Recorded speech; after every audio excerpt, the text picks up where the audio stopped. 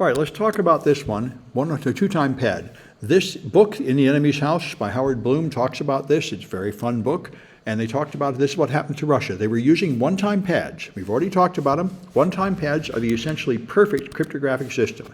If you use a one-time pad correctly, nobody is ever getting in unless they can physically steal that pad. Okay, so we're going to make a one-time pad encryption here. Now I'm going to use a key string that is a readable English sentence, which by the way is not perfect. It really should be just random letters. But I'm going to use readable English, which is a minor flaw. But anyway, let's take a look at this one, OTP1. But you get to see how a one-time pad works. And like I say, we don't need to know much Python for this class, but you shouldn't panic about using a few lines of Python and changing it a bit. So here's the key, and there's the plain text. We're going to encrypt 407 with this as the key. And so all you do is you go for every letter, you make ciphertext is empty. Then for every character of the plain text, you convert it to a number with the ASCII system. So you take the letters and turn it into a number. Then you take the key, K, and turn that into a number, IK, and then you do an XOR operation. The caret does an XOR, where if the two bits in the two numbers are the same, the answer is 0. If the two bits are different, the answer is 1. It's common, it's a heart of almost every cryptographic system is the XOR process. It's a way to combine a key with plain text to create ciphertext. And then you just add that character to the ciphertext. So if we run this one, Python 3, OTP1, then you see, here it is, 407. If you read down, here's the key, unbreakable system. And so when it does the XOR, it takes this 46 in ASCII and this 55 in ASCII, which are capital letters, and turns it into 13, which is what the XOR is. It's going to turn into unprintable characters, because remember, as I said before, ASCII does not use all 8 bits in the byte. It only uses 7 of them, and many of the characters are unprintable, even the ones below that. So this is a now series of sort of random hexadecimal bytes, 1301, 1700, and there they are. That's the encrypted message with a one-time pad. And as I said, if you did this, the only person that could ever read this is the person that has the secret key, and this is the secret key. And if anybody tried to crack it without the secret key, they could try every possible key, and they would just generate every possible series of characters, including all kinds of readable messages that are wrong, and one of them would be the right message, and there'd be no way they could pick the right message out of it. And that logic has been unbroken for centuries. This is essentially a perfect system. The problem is you have to distribute enough key material to the other person so they can, all the messages you will ever send, they have enough keys. You have to give them like a whole book full of pages of keys and then send messages. And if the key distribution has to be secure. If somebody can steal or copy the key while transmitting it, then of course your system is shot. That's the only way to get in, is to somehow steal that secret key.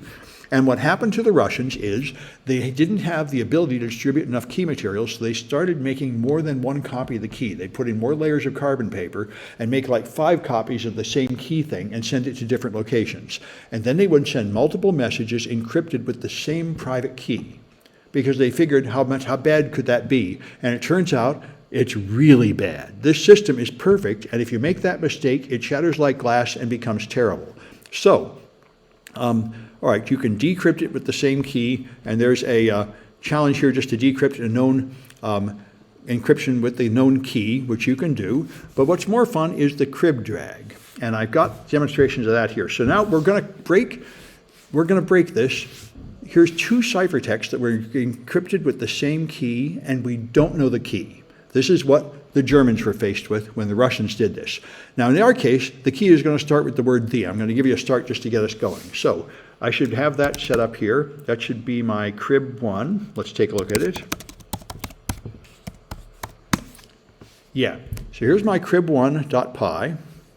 So what I do, here's the key. The key is going to be the, and then I just fill in the rest of it with dots because I do not know what goes there.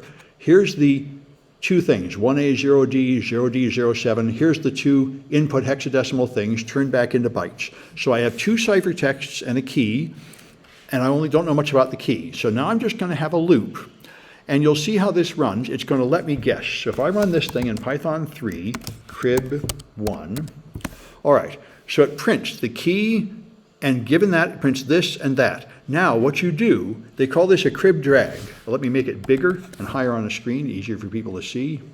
All right, so now you guess. I have the for the key. This is NEV. This is U. Then I have random chunk. So you choose any one of these to guess. Now, this, you might think that if this is the word the next character is probably a space. So if that's true, we can guess the key, character 3 is a space. So that's K, 3 is a space. All right, now this is YOU apostrophe. It looks good. If that was wrong, these would become wrong. But that changed NEV to NEVE, which seems like it's the start of the word never. And this looks like the start of your or you'll or something. So it looks like it works. Now, I can't guess the next letter of the key. I don't know what comes next, but I can guess that there's probably an R there. That's probably never. So plain text 1 has an R in location 4. So plain text 1, location 4 is an R. So now that's never, and this is you'll. So the next letter here must be L. So that is character 5 in P2 is an L. And that's now never space. Then here's something. So that's what you do. This is called the crib drag attack. And now I can see after you'll, this is probably a space. So P2 character 6 is a space. And so that's how it goes.